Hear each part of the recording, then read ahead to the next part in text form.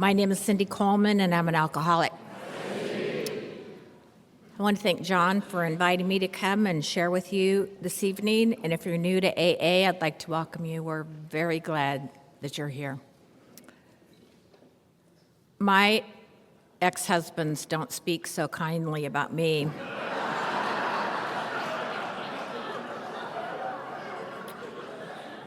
But they're both dead, so. I didn't kill either one of them, so you know.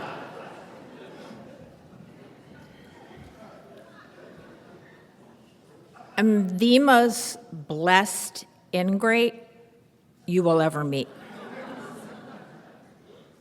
Chris was talking about, I can't remember which adjective she used, about like something about her joy in driving over here. And I was driving, and I think Penny was praying for her life, so it was a little different experience on our way over here. But I came into AA, I hate to say how old I was because, okay, so I've been sober since March 10th of 1977. And so you don't have to do the math, that's 48 years, which is odd because I'm 36 years old. So it's just a testament to the great program I work. As Harvey can tell you, right, I haven't been in a fist fight for 46 years at the Thursday night key group with a man. Nobody knew what to do. They're like, go get her brothers, go get her brothers. I came in here and I was a wreck. I didn't drink long, but alcohol defeated me. My last drunk, I was in a 3-day blackout that lasted 3 days.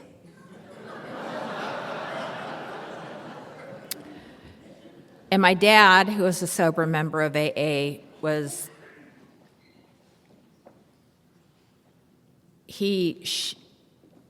carried me into the emergency room, overdose, because he thought I had taken a bunch of pills, which I did not do because they're very dangerous. And at some point in the ER, I sat up and I said, oh, I'm drunk again, because I did not intend to drink that night. And I looked like I had been terribly beaten up because I had gone on a walk. And while I was out there, they attacked. And this time they had a cannon and they were firing it at me over and over. And I found out later what had happened was I was just climbing up a real steep hill, and with my dead, drunken weight, went face down into the ground over and over. And they got me to the alley behind our house, and my little brother and his best friend were lying there against the garbage cans, and I was told the gang came by and took care of them. And I just started sobbing. And after a few minutes, they hopped up and said, oh, ha, we're kidding. But I was so drunk, I still thought they were dead. So they took me into the house where our older brother was, who punched me in the face so I could see clearly. And you know, when I came out of that blackout, they were putting me in the back of this Chevy Nova, and they were taking me from Riverside to Pomona to the Triangle Club for my first meeting. And I sat in the back of that meeting, and I was shaking, and I was sweating, and I was vomiting, and I don't remember anything anybody said. I remember after the meeting, this very beautiful lady came up and talked to me, and she had a very kind voice, and she was clean. She probably showered that day. And she's what I remember from my first meeting. I remember her telling me, she says, "Oh, we're starting to see young people come in. You know, drugs are bringing them in earlier." I said, "Well,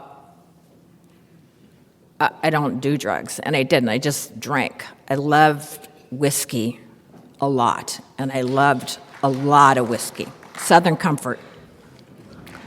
I didn't even know Janis Joplin drank it. I just liked it. It was sweet, and wow, there was a lot of activity going on. I'm gonna have to start over.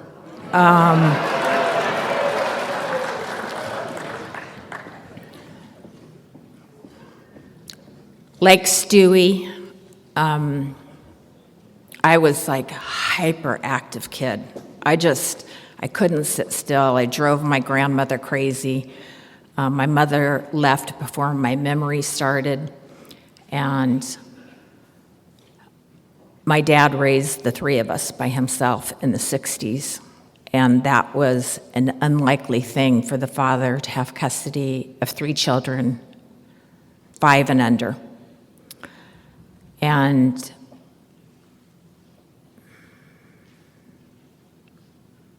my father is a good member of Alcoholics Anonymous, and he made amends to my mother, which brought her back into my life. I was 1 year sober. I was still attending PG, only had about 250 people in it at the time. And we were, like Stuart said, facing the opposite direction of the synagogue, for those of you that remember the synagogue. And it was such an enthusiastic meeting. You know, there was you could tell a love for AA. And a lady named Betty H. was the secretary. And I remember going to the yard, and I never asked her why, because she was very intimidating, but she wore those white gloves while she was playing volleyball, like Minnie Mouse, and I asked her to sponsor me, and I would go into these chaotic fits. I don't know if they were panic attacks or something, but the number of people there overwhelmed me. And she said, "Sit in the front and don't look behind you." So that's what I did. I sat in the front row, I didn't look behind me, and I sat next to a lady named Marty L. And she was like a meeting mumbler. Somebody would talk about how they were a hooker, and she'd go, "Oh, my."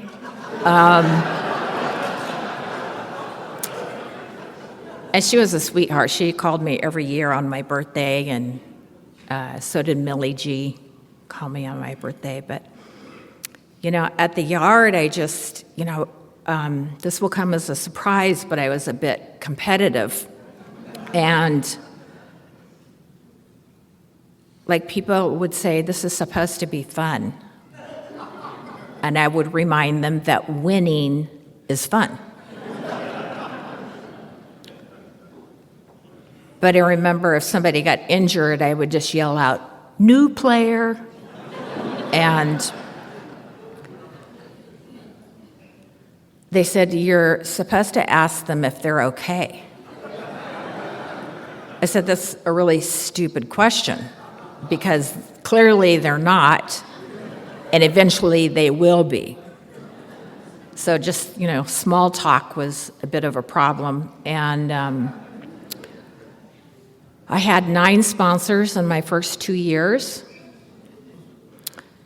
And then I had sponsor number 10 for a couple of years, and she moved away. And I didn't know who to get, so I asked my boyfriend. Not my boyfriend, my boyfriend's sponsor. And he sponsored my sponsor who moved away. And So I was 4 years sober, and Clancy was my sponsor for the next 39 years. And I can't begin to tell you what he did for my life. I remember my 5-year party. He said, "You can't have it until you do your 5th step." And he was a frightening driver. But he would drive up PCH, and Camarillo was an active nut house at the time, right? Like, we're the only people that know a number as a verb, right? 5,150. And so I thought he was gonna 5150 me, and he just kept driving, and he drove back. And you know, Clancy used all these big words with me that I did not understand. He said, "Yeah, you know, people like you and me, we're so mercurial." I'm like, okay, I gotta look that one up. And then he was saying, like, "Yeah, you have a communication problem because you're so terse." I'm like, what? So I had to remember all these words, you know, because I was 15. I got sober 2 months before my 16th birthday, and I knew AA would not work for me.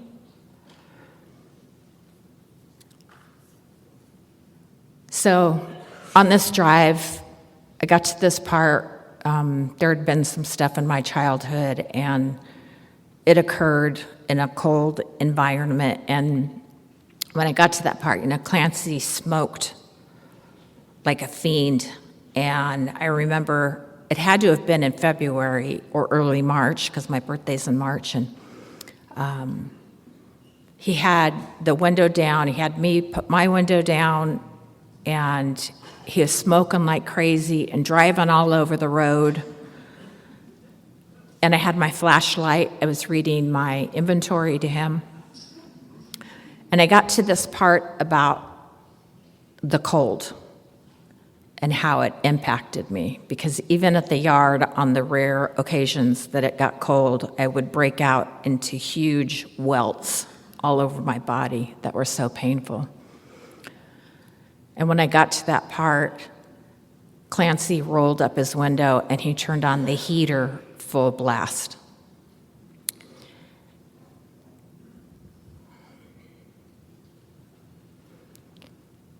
And I've never been affected by the cold since,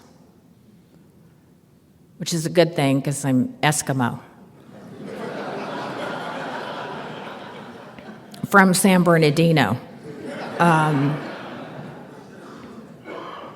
half Eskimo. My gentler half is German.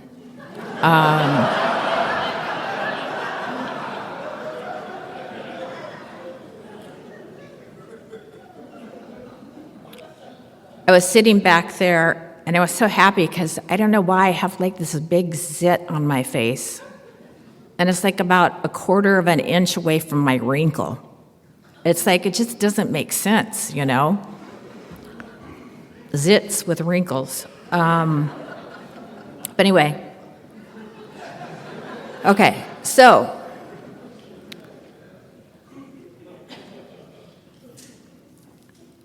And Clancy did a lot of very quiet, sweet things that weren't talked about and weren't well known. And I remember every Christmas Eve, I used to go down to the old mission, and we would fold Christmas wrappings over the gifts, because Clancy made sure that all the children in the group had Christmas gifts.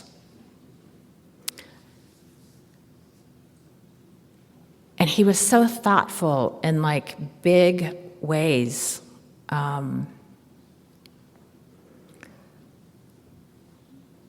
don't know, they say no human power. I don't know that I would have stayed sober without his guidance. When I got to my 9th step, he said I had to make amends to my mother. I said, for what? And she had come down from Alaska when I was 1 year sober, because I told you my dad made amends to her, and that brought her back into our lives. And she came down, I don't know, 7 days, 8 days, 10 days, whatever it was. And I think I visited with her maybe 15 minutes. And that's so disrespectful. So he told me that I had to send her a card every month. And Mother's Day was rolling around, so I called him. I said, oh, I got a Mother's Day card. And he goes, that's great, kid.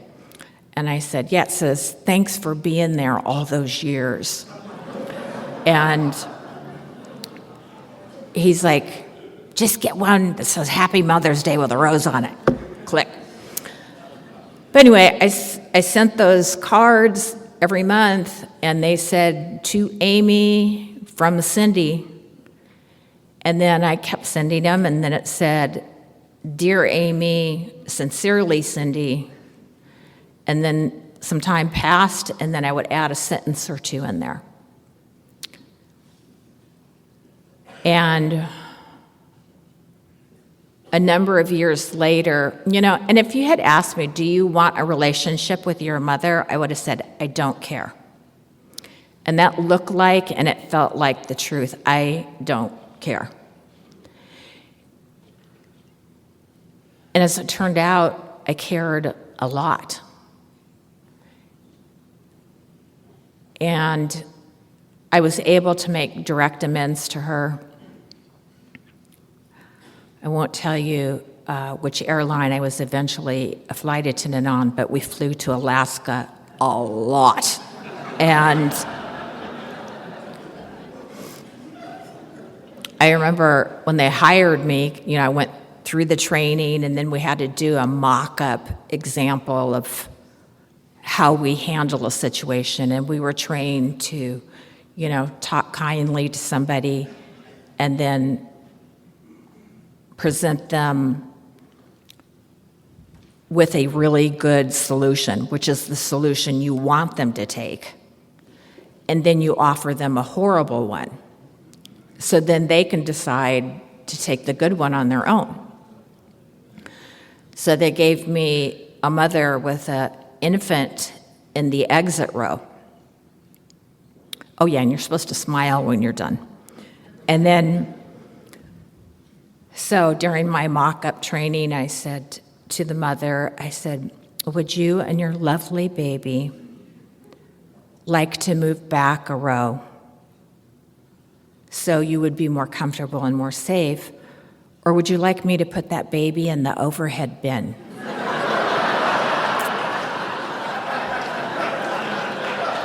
And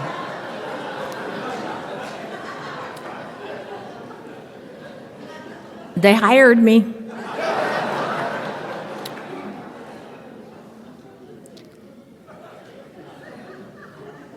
My mother and I developed a relationship and called her every week for many, many, many, many years on Sundays. And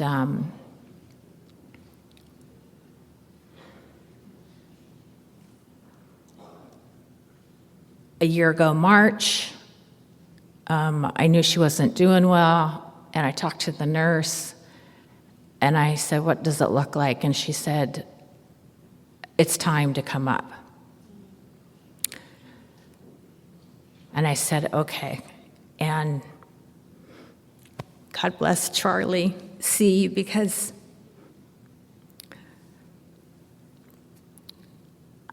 I arrived, I don't know, I think it was like 1:30, 2 in the morning. And I couldn't start this darn car that I had rented. It was like electric. And I don't know, had all kinds of fancy stuff. And I was so, I'll use a fancy word, so flummoxed. So I just posted on Facebook because I was very afraid I was going to fall asleep on the way to the hospital. And felt like I was racing the clock. And I posted on Facebook, if anybody's awake, please call me. And Charlie C. called me.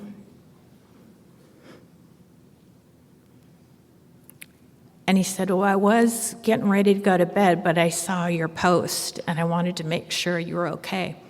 This is after I had put him on hold for like 8 minutes because I was trying to start this car, and I had the owner of the car on the other side. I thought it was a different Charlie. And God,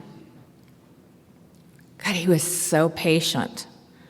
You know, he told me which Charlie he was, and I was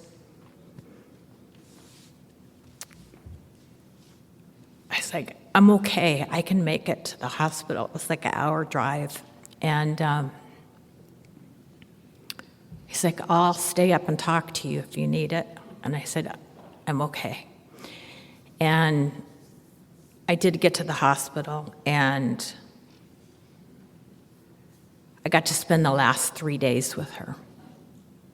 And the first night I was by myself. I held her hand all night.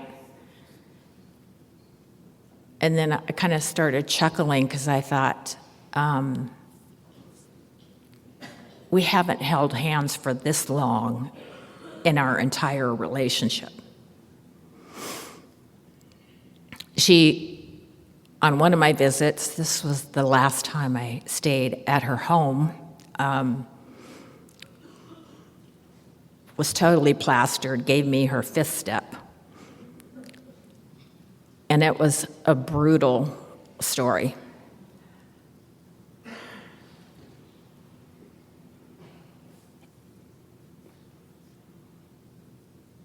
And she said something to me once, kind of in passing. She said, my mother was never affectionate. And I thought, well, that explains everything, because she was not affectionate with us. Her affection was shown by saying, I love you. When I made direct amends to her, you know, I was told the final thing is I can ask, what can I do to set this right? And she gave me my marching orders.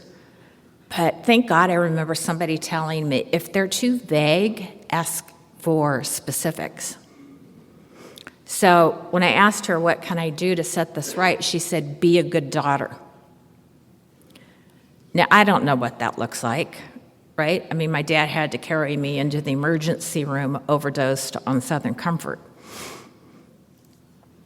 And I was nasty to my dad for the first few years. I just took everything he said so personally. And I would have to call my sponsor like in the middle of dinner to get through dinner, because God gifted me with wise comebacks, you know.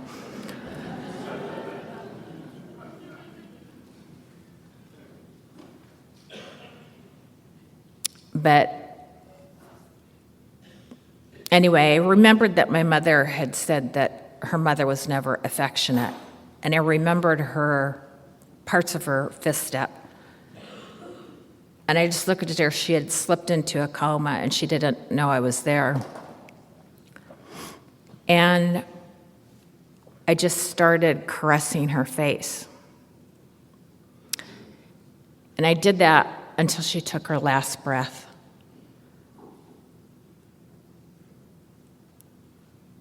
And that's AA. That's something I didn't know that I wanted. You know, and I got to make amends to my father. God bless him for raising 3 of us. We were all, to put it in my grandmother's words, a handful. And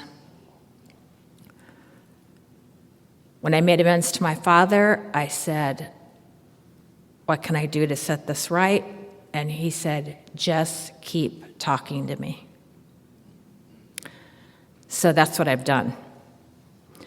I was fortunate enough to be able to live with him for about 2.5 years with my dad and my stepmother.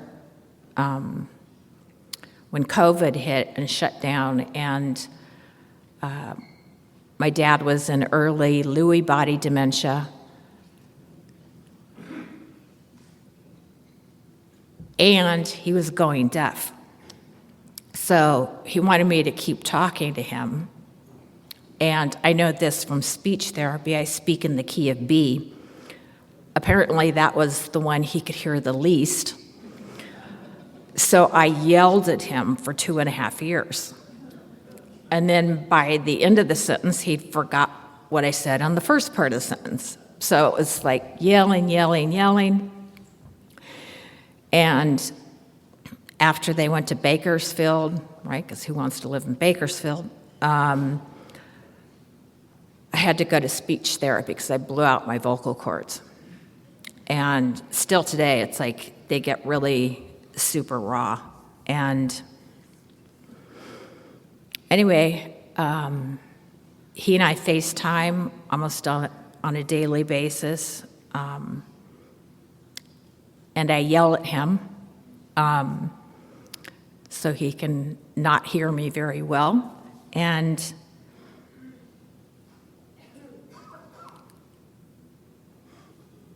you know, yesterday he said, you know, you're my best friend. And I said, well, you're my best friend too.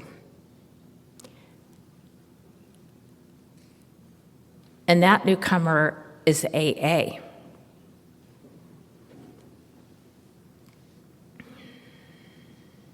He's in hospice now, and I want to thank the people who comment or like his posts, because that has been his connection to the outside world, and he's now losing that ability. I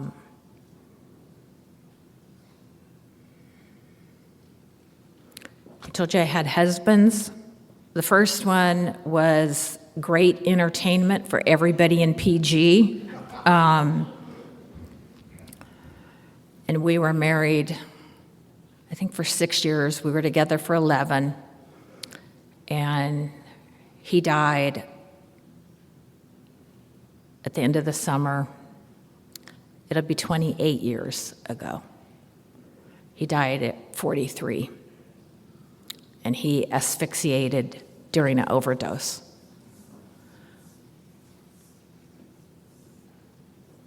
And our son was 10 years old, right? Because Benoit was there at the airport to meet me when my son and I got off the airplane to come back for John's funeral.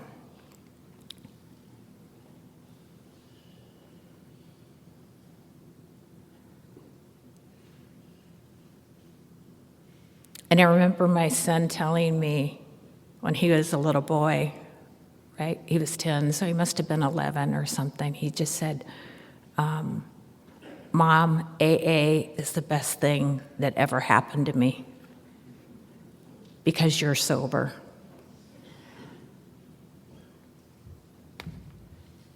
And a few months ago, he said another super sweet thing. He said, thank you for breaking the cycle. And I come from a violent background, incapable of socializing with people, incapable of feeling for people, or at least that I was aware of, at the yard, because I didn't know how to handle it when somebody got injured. I mean, I thought I handled it, but my friends, I had a handful of them by now, put me into sensitivity training. And one of our little group had real bad allergies, and you could hear her across the room. And every time she sneezed, I was supposed to look at her and mouth the words, "Are you okay?" And then tilt my head and blink.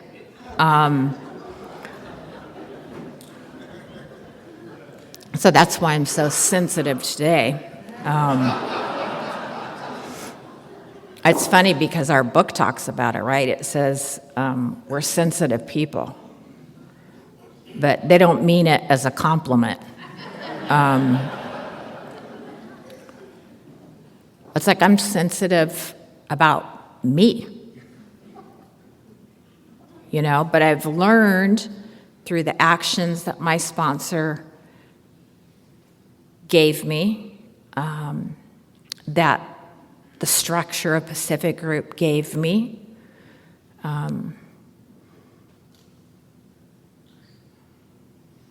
to really have an incredible life. And I've had my difficulties.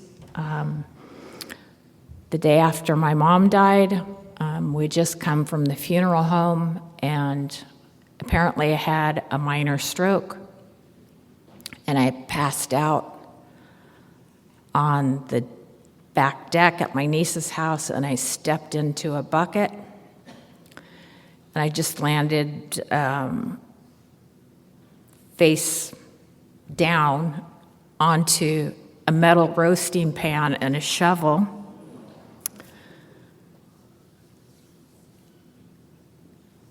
And I was in a world of hurt. I came to, and my niece said, "Do you want me to turn off your watch because the ambulance is coming?" I didn't even know what happened. And I said, "Yeah, turn it off." And, these watches are very insulting because, this is a side note, because when I walk, I get done, it times it, right? How many beats per minute your heart's going. But then it says effort, it always says easy. I'm like, God, that's so rude. That was not easy. Anyway. Totally lost my place. And you weren't paying attention, so.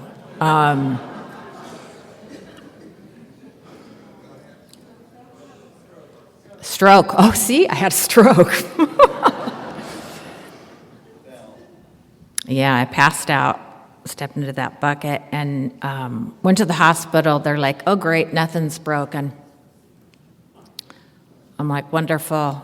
So I got on the plane, some plane that flies a lot, to Alaska. Sat in the emergency exit row. Physically incapable of doing anything if anybody needed help. And I walked on my leg for a couple of weeks till I had my MRI, and they said, "Oh, you fractured your elbow and your tibia. And you have to be zero weight for 8 weeks." It's like, okay. And of course, I'll do it myself. So I went home, and I called Marty a few days later, and I'm like, I can't do this. And so he came and scooped me up, and he took adequate care of me.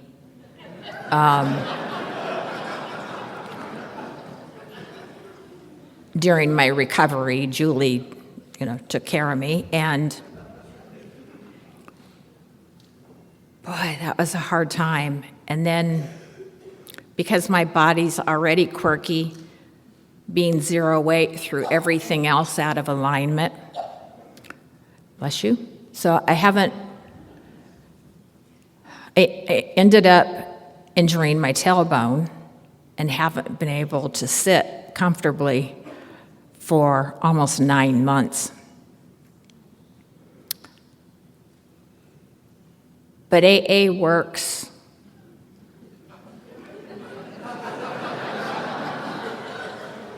In every aspect of your life, just barely.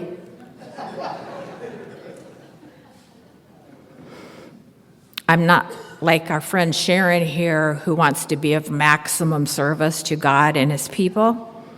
I want to be of intermittent, minimal service. but I want the full rewards, you know?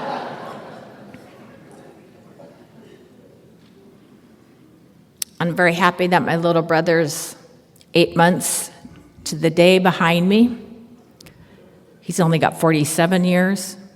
But we've been on this path together, and we've had a lot of laughs and a lot of tears.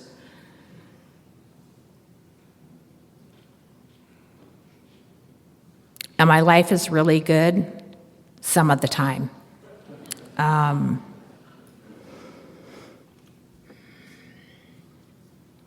After Clancy passed, I waited to get a sponsor, which is probably not advisable, but we had been together almost 4 decades. And I just figured if anybody could come back, it would be him. So I waited for, I think, 4 months or so, and then I asked Father Tom to sponsor me. And he's very intelligent and very witty, just like the old man, and very kind, like the old man was sometimes. And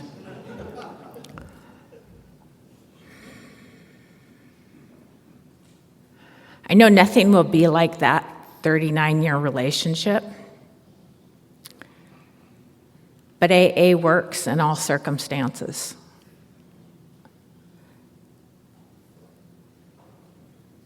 I just graduated a few days ago with my second master's. No. It was easy. It's like childbirth. You forget how horrible it is and you do it again. But I'm done, and